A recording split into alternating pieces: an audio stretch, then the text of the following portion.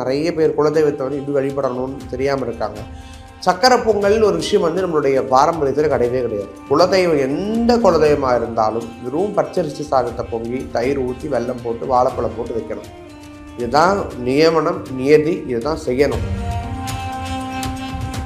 இப்போது புதிய அறிமுகம் ஆச்சி ஹோட்டல் சாம்பார் 50 கிராம் ரூபாய் 20 மட்டுமே. ஒரு தெய்வத்தை இப்படி தான் வழிபாடு பண்ணணும்னு முறை இருக்குது. நான் வீட்டில் வாங்கி வச்சுட்டு சக்கரை பொங்கல் வச்சுக்கிறேன் அப்படின்னா குழந்தையாக தான் இருக்கும். உகர தெய்வமே குலதெய்வமாக இருக்குது அப்படின்னா அந்த தெய்வத்துக்கு வருடத்துக்கு ஒரு முறை போய் இவங்க ஆடோ கோழியோ பலியிட்டு பூஜை பண்ணிட்டு வர்றது அப்படின்றது தான் உத்தமமான விஷயம். நான் வந்து இவ்வளோ காலமாக எங்கள் தாத்தா பாட்டி எல்லாம் ஆடு பலியிட்டு பூஜை பண்ணாங்க, கோழி பலியிட்டு பூஜை பண்ணாங்க. ஆனால் இனிமேல் நாங்கள் அதை பண்ண விரும்பலை, சாத்வீகமாக போக விரும்பணும்னு நினச்சி முட்டாள்தனமாக பொங்கல் வச்சுட்டு வந்துடுறது தவறான விஷயம். உக்ர தெய்வங்களை வந்து வீட்டில் வச்சு வழிபடக்கூடாது. உக்ர தெய்வங்களுக்கு வந்து ரத்தம் கொடுத்து பழக்கப்படுத்துவாங்க.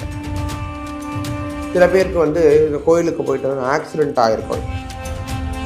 ஜாதக ரீதியான பரிகாரங்களை சில பேர் சில கோயிலில் மேற்கொள்ளக்கூடாது. காட்டேரி அம்மா வருவாங்க, டேரெக்டாக வீட்டுக்கு வருவாங்க. அதனால் நாங்கள் காட்டேரி பூஜை போடுறோம், நீங்கள் உங்கள் வீட்டு பக்கம் வராதிங்க. அப்படி யாராவது அன்றைக்கி அவங்க வீட்டு பக்கம் போனால் வாங்கி பேதியாகும். குறைந்த விலை, நிறைந்த தரம், தங்கள் தேவைகள் அனைத்தும் ஒரே இடத்தில். ஜெயச்சந்திரன். அது இது அப்படி இப்படின்னு எப்படி பார்த்தாலும் இதுதான் ஹிட்டான ஆஃபர். ஆன்மீக கிளிட்ஸ் நேயர்களுக்கு வணக்கம். இந்த நேர்காணல்ல நம்ம கூட அருள்வாக்கு ரேணுகா தேவி அம்மா இருக்காங்க. வணக்கம்மா. வணக்கம். எப்படி இருக்கீங்க? ரொம்ப சௌக்கியமாக இருக்கேன். நீங்கள் எல்லாம் எப்படி இருக்கீங்க? சௌக்கியமாக இருக்கும். உங்களை மீண்டும் நம்மளோட சேனலில் சந்திச்சதில் மிக்க மகிழ்ச்சி. பொதுவாக உக்ர தெய்வ வழிபாடு, உக்ர தெய்வ வழிபாடு செய்யணும் அப்படின்னாலே நிறைய பேர் வந்து யோசிப்பாங்க, அதெல்லாம் வந்து எங்கள் குடும்பத்துக்கு செட் ஆகாது அப்படின்வாங்க. எதனால உக்ர தெய்வ வழிபாடு எல்லாராலையும் பண்ண முடியாதா? அதாவது வந்து உக்ர தெய்வங்களை வந்து வீட்டில் வச்சு வழிபடக்கூடாது யாராக இருந்தாலும். அதுதான் முதல் விஷயம். நான் வந்து உக்ர தெய்வத்தை வழிபட ஆசைப்பட்றேன் அப்படின்னா உக்ர தெய்வம் இருக்கிற இடத்துக்கு போய் பூஜை பண்ணலாம், எல்லாமே செய்யலாம். சில பேருக்கு உக்ர தெய்வங்கள் குலதெய்வமாக இருக்கும், ஆனால் அவங்க போயிட்டு பூஜை பண்ணிட்டு வர்றதோட சரி. உதாரணமாக காட்டேரி அம்மன் வழிபாடு. இப்போ வந்து உக்ர தெய்வங்களுக்கு வந்து ரத்தம் கொடுத்து பழக்கப்படுத்துவாங்க. நிவேத்தியமாக பலியாக ரத்தத்தை வந்து கொடுத்து பழக்கம் பண்ணி வச்சுருக்கறனால ரெகுலரைஸாக வந்து ஒருத்தவங்களால் வந்து அதை பண்ண முடியாது. ஸோ அந்த பலி கொடுக்க முடியாத காரணத்தினால அப்போ அந்த தெய்வம் வந்து தன்னையும் மீறி ஏதாவது ஆபத்து விளைவிக்கும் அப்படின்னு ஒரு காரணத்துக்காக வீட்டில் வச்சு வழிபாடு பண்ணக்கூடாது அப்படின்னு சொல்கிறோம். ஒன்று. ரெண்டாவது, உகர தெய்வமே குலதெய்வமாக இருக்குது அப்படின்னா அந்த தெய்வத்துக்கு வருடத்துக்கு ஒரு முறை போய் இவங்க ஆடோ கோழியோ பலியிட்டு பூஜை பண்ணிட்டு வர்றது அப்படின்றது தான் உத்தமமான விஷயம். நான் வந்து இவ்வளோ காலமாக எங்கள் தாத்தா பாட்டி எல்லாம் ஆடு பலியிட்டு பூஜை பண்ணாங்க, கோழி பலியிட்டு பூஜை பண்ணாங்க.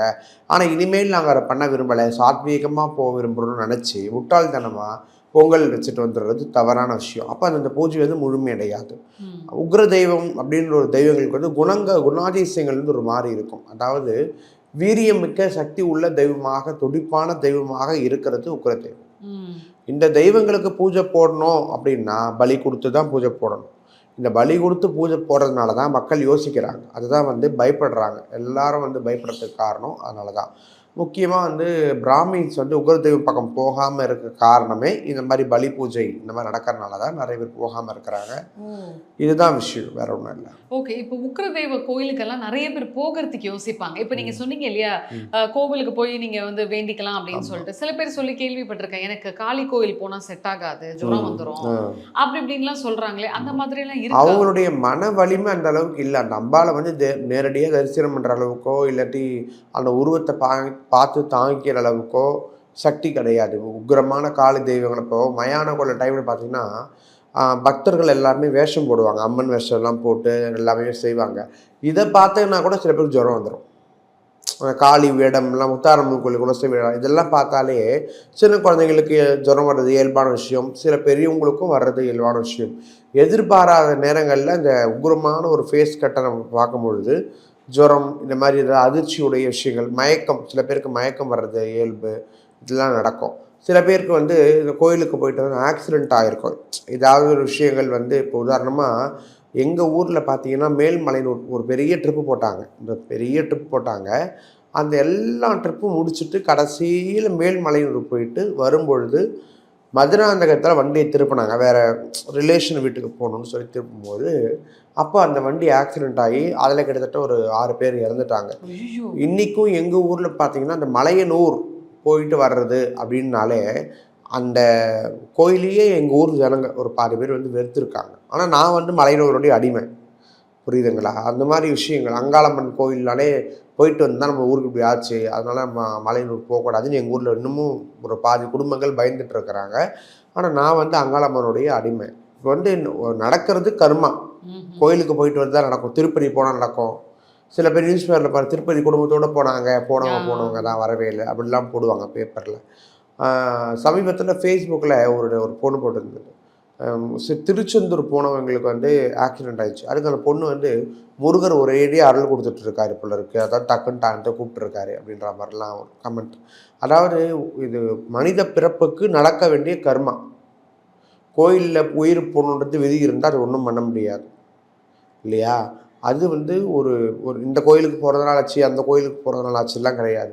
அன்னைக்கு ஆகணும்னு விதி இருந்திருக்கு, ஆயிருக்கு. அதனால தான் அதையே ஃபாலோ பண்ணுறவங்க வந்து பயப்படுறாங்க.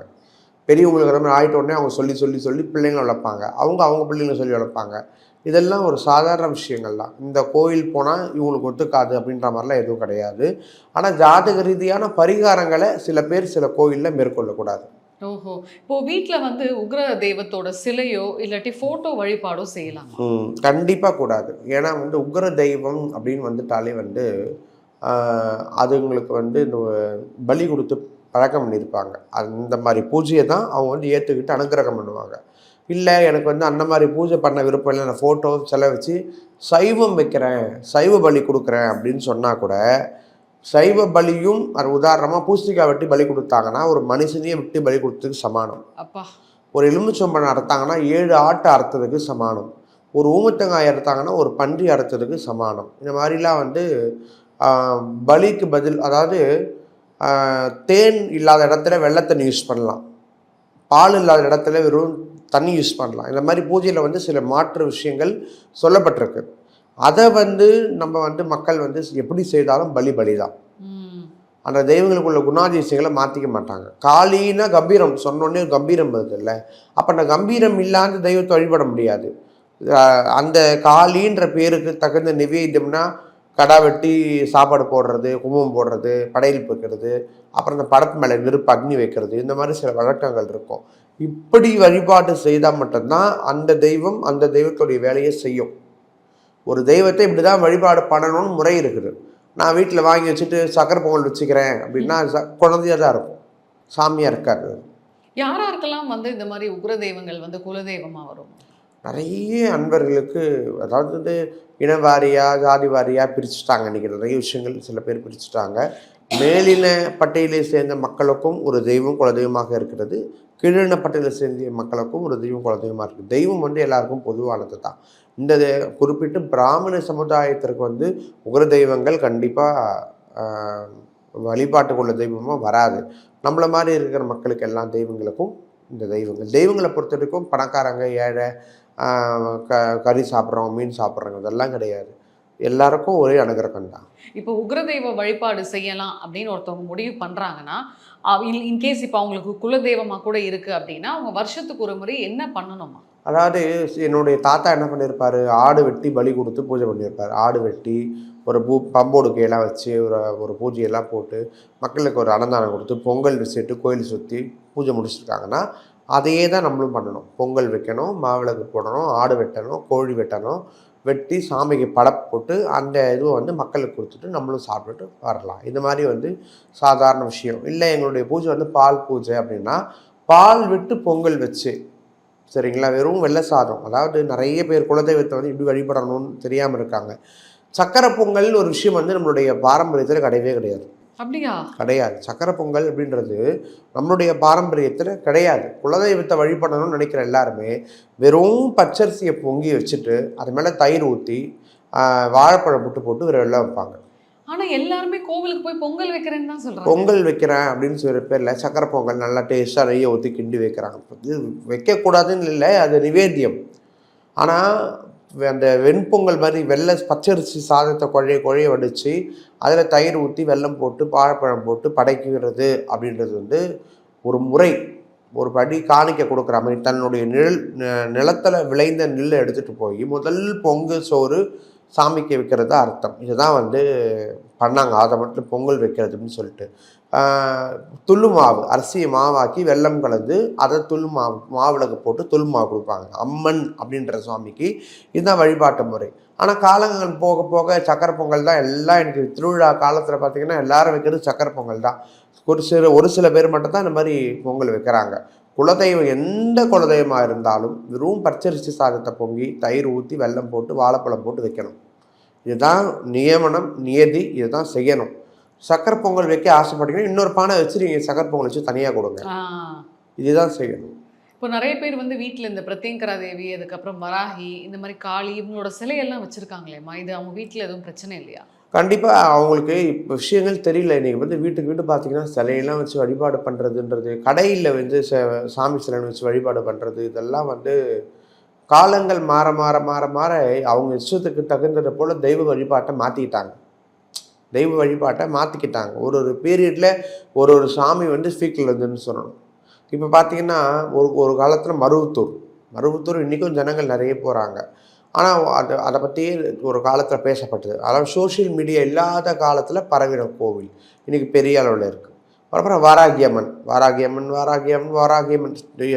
ஃபோனை ஓப்பன் பண்ணால் போட்டோம் வாராகியம்மன். அப்புறம் ஒரு டைமில் வந்து திருச்செந்தூர் முருகர் போய் ரத்னகிரீஸ்வரர் முருகர் வந்தார். அதுக்கப்புறம் சிறுவாபுரி முருகர் வந்தார். இப்போ எல்லாம் போயாச்சு, விஷ்ணுமாயா வந்து இருக்கிறாரு.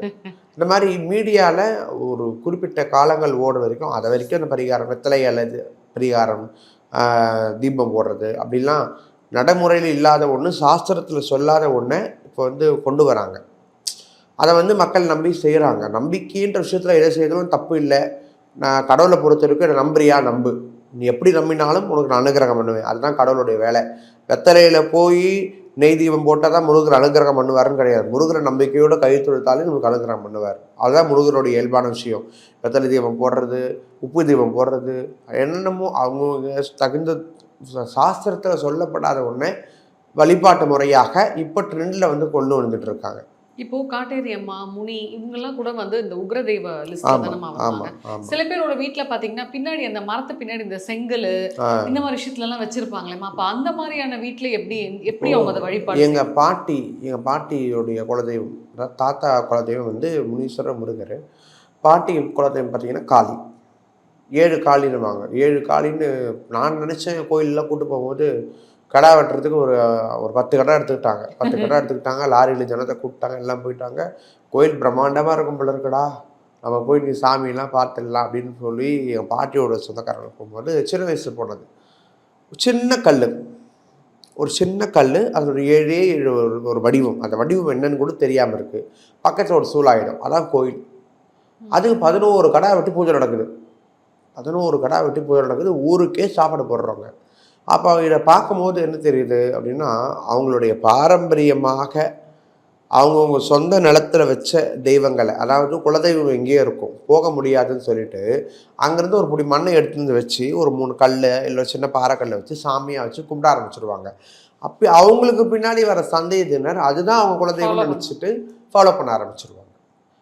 இது மாதிரி விஷயங்கள். அப்புறம் காட்டேரியம்மா சொன்னீங்க இல்லையா, காலையில் முனீஸ்வரருக்கு பூஜை போடுவாங்க. செங்கல் வச்சு பொரி, அவள் கடலை, இளநீர், பட்டர் பிஸ்கெட்டு, வயசானவங்களுக்கு என்னென்ன பிடிக்குமோ அதெல்லாம் வச்சு, பீடி, சிகரெட்டு, தலப்பா தொடுற துண்டு இதெல்லாம் வச்சு பூஜை போட்டுட்டு நைட்டு போயிட்டு காட்டேரியம்மா பூஜை போடுவாங்க. கோழி அறுத்து ஆத்தோரங்களில் பள்ளம் நோண்டி அடுப்பு வச்சு சமைச்சு எல்லாம் பண்ணி சாமியை கும்பிட்டுட்டு கருப்புடலை வச்சு படைச்சிட்டு சாப்பிட்டுட்டு மீதி இருந்தால் கோழி நோண்டி பொசிட்டு வந்துடுவாங்க. அந்த காட்டேரியம்மா வீடு கும்பிட்றாங்க, இன்றைக்கி யாரோ கும்பிட்றாங்க காட்டேரியம்மா எங்கள் வீடு பக்கத்தில் இருக்கிறோன்னா அவங்க அக்கம் பக்கத்தில் சொல்லிடுவாங்க. ஏன்னா காட்டேரியம்மா வருவாங்க, டைரெக்டாக வீட்டுக்கு வருவாங்க. அதனால் நாங்கள் காட்டேரி பூஜை போடுறோம், நீங்கள் வீட்டு பக்கம் வராதிங்க. அப்படி யாராவது அன்றைக்கி அவங்க வீட்டு பக்கம் போனால் வாந்தி பேதி ஆகும். இருக்குது, இன்றைக்கும் இருக்குது, இதெல்லாம் இருக்குது. இதெல்லாம் வாந்தி பேதி ஆகும். நம்ம எதிர்பட்டால் வாந்தி பேதி ஆகும். சில பேருக்கு காட்டேரியம்மன் ஒத்து வர மாட்டாங்க. சில பேருக்கு கருப்பு ஒத்துக்காதுன்னுவாங்க. குடும்பத்தில் யாருக்கெல்லாம் கருப்பு ஒத்துக்காது அவங்களுக்குலாம் காட்டேரியம்மன் ஒத்துக்காது.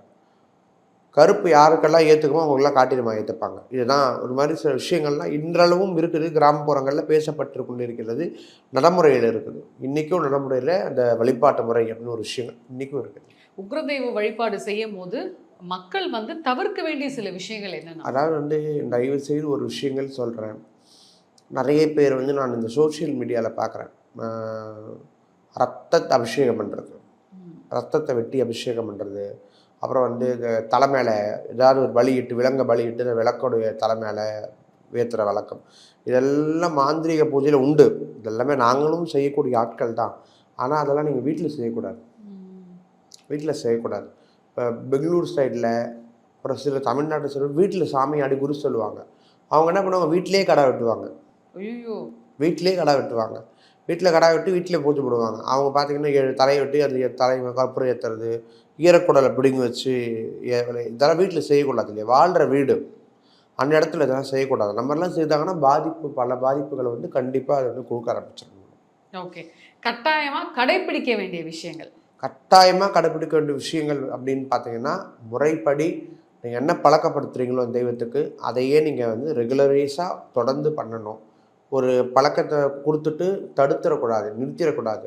இன்கேஸ் நான் 11 வருஷம் வந்து ரத்தம் பலியிட்டு பூஜை பண்ணிட்டேன், 12 வருஷம் நான் பூஜை பண்ணல அப்படின்னா அந்த தெய்வம் ரொம்ப சிரமம் கொடுக்கும்.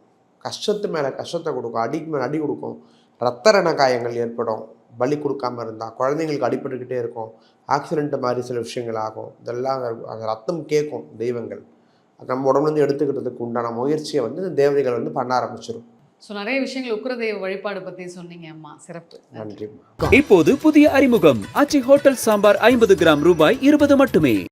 குறைந்த விலை நிறைந்த தரம் தங்கள் தேவைகள் அனைத்தும் ஒரே இடத்தில். ஜெயச்சந்திரன். அது இது அப்படி இப்படின்னு எப்படி பார்த்தாலும் இதுதான் ஹிட்டான ஆஃபர்.